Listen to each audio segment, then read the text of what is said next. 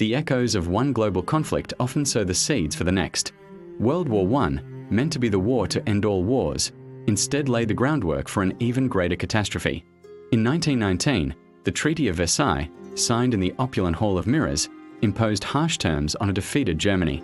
This treaty, particularly its war guilt clause, fueled resentment and economic devastation, leading to hyperinflation.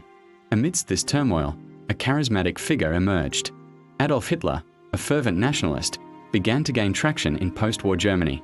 The Great Depression further destabilized the nation, creating fertile ground for extremist ideologies.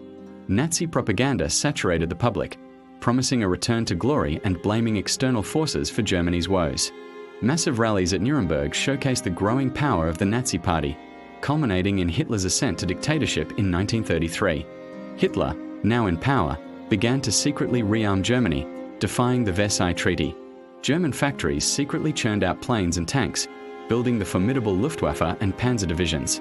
His ambitions quickly turned to territorial expansion, starting with the annexation of Austria, known as the Anschluss. European leaders, desperate to avoid another war, pursued a policy of appeasement. Neville Chamberlain famously waived the Munich Agreement.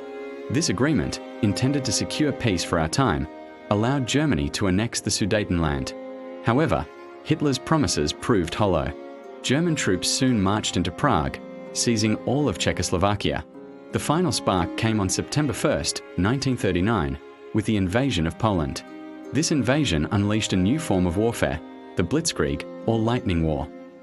As war engulfed Europe, Britain found a new leader in Winston Churchill, whose defiance would inspire a nation. Meanwhile, German forces bypassed the formidable Maginot Line, pushing through the Ardennes forest. This strategic maneuver trapped Allied forces, leading to the desperate evacuation from the beaches of Dunkirk. A flotilla of civilian boats joined naval vessels, crossing the English Channel in a heroic effort to rescue the stranded soldiers. By 1940, much of Europe had fallen under Nazi control, leaving Britain to stand alone against the encroaching darkness.